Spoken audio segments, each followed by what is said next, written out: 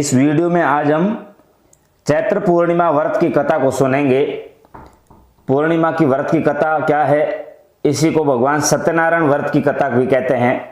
तो कथा इस प्रकार से है। एक बार योगी नारद जी ने भ्रमण करते हुए मर्त्य लोक के प्राणियों को अपने अपने कर्मों के अनुसार तरह तरह के दुखों से परेशान होते देखा।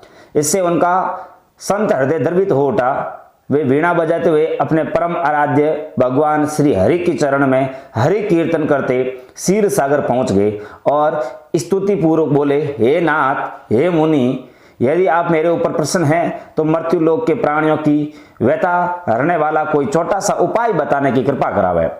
तब भगवान ने कहा, हे वत्स, तुमने विश्व कल्याण की भावना से बहुत सुंदर प्रश्न किया है, अतः तुम्हें साधुवाद है, धन्यवाद है। आज मैं तुम्हें ऐसा व्रत बताता हूं जो स्वर्ग में भी दुर्लभ है और महान पुण्यदायक भी है तथा मोह के बंधन को काट देने वाला है, और वह है श्री सत्यनारायण व्रत। इसे विधि विधान से करने पर मनुष्य सांसारिक सुखों को भोग कर परलोक में मोक्ष प्राप्त कर लेता है। जिससे पहले समय में इस व्रत को किया था उसका इतिहास कहता है, ध्यान से सुनो। काशीपुर नगर के एक निर्धन ब्राह्मण को भिक्षावर्ती करते देख भगवान विष्णु स्वयं ही एक बुढ़े ब्राह्मण के रूप में उस निर्धन ब्राह्मण के पास जाकर कहते हैं, हे विप्र, श्री सत्यनारायण भगवान मनोवांछित फल देने वाले हैं। तुम उनके व्रत पूजन करो, जिससे करने से मनुष्य सब प्रकार के दुखों से मुक्त हो जाता है। इस व्रत में उपवास का भी अपना महत्व है, किंतु उपवास से मात्र भोजन न लेना ही नहीं समझना चाहिए। उपवास के समय हृदय में यह धारणा होनी चाहिए कि आज श्री सत्यनारायण भगवान हमारे पास ही विराजमान हैं, अतः अंदर व बाहर शुचिता बनाए रखनी चाहिए और श्रद्धा विश्वास पूर्वक भगवान का पूजन कर उनकी मंगलमयी कथा का श्रवण करना चाहिए, मंगलमयी कथा को सुनना चाहिए। सायंकाल में यह व्रत पूजन अधिक प्रशस्त माना जाता है, अधिक सही माना जाता है। श्री सत्यनारायण की कथा बताती है कि व्रत पूजन करने में मानव मात्र का सम्मान अधिकार है, चाहे वह निर्धन, धनवान, राजा हो या व्यवसायी ब्राह्मण हो या अन्य वर्ग की स्त्री हो या पुरुष हो। यही स्पष्ट करने के लिए इस कथा में निर्धन ब्राह्मण, गरीब लकड़हारा, राजा उल्का मुख, धनवान व्यवसायी, साधु वैश्य, उसकी पत्नी लीलावती, पुत्री कलावती, राजा तुड़ंगध्वज व गोप गणों की कथा का समावेश किया गया है।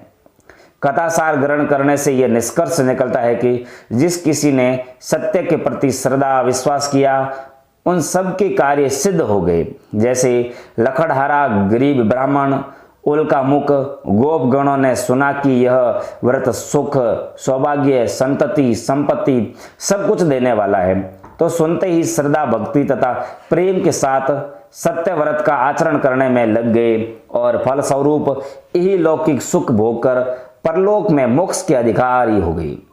साधु वैश्य ने भी यही प्रसंग राजा उल्का मुख से विधि विधान के साथ सुना, किंतु उसका विश्वास अधूरा था, श्रद्धा में कमी थी।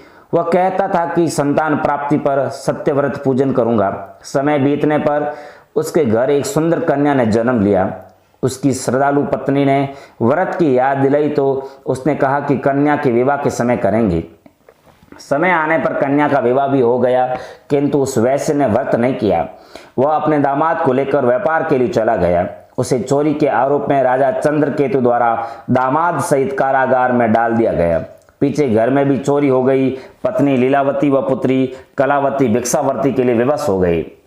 एक दिन कलावती ने किसी विप्र के घर की श्री सत्यनारायण का पूजन होते देखा और घर आकर मां को बताया। तब मां ने अगले दिन श्रद्धा से व्रत पूजन कर भगवान से पति और दामाद की शीघ्र वापस आने का वरदान मांगा।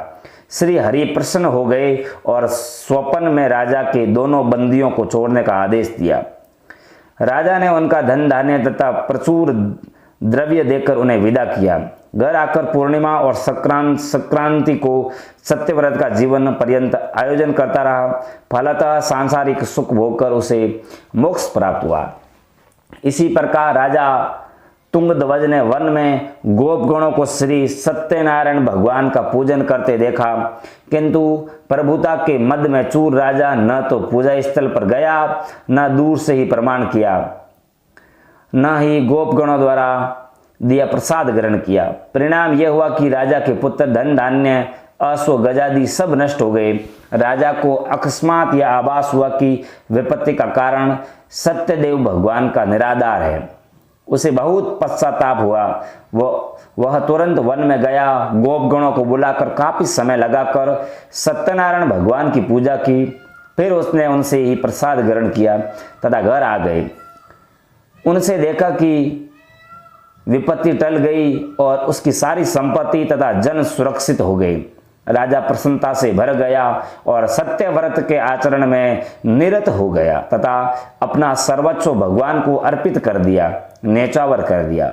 श्री सत्यनारायण व्रत से हमें शिक्षा मिलती है कि सत्य रूप ब्रह्म जीवात्मा रूप में हमारे अंदर विद्यमान है।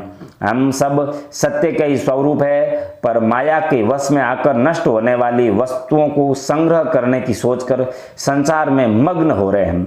इस अज्ञान को दूर करके सत्य को स्वीकार करना और शरीर और प्रभु की भक्ति करना ही मानव का धर्म है। यही सत्यनारायण व्रत और कथा का सार है। इसी कथा के साथ पूर्णिमा के दिन आपको धन धान्य मिले, आपका सुख समृद्धि बढ़े, आपके घर में सभी खुशी से रहे। बोलो सत्यनारायण भगवान की जय हो।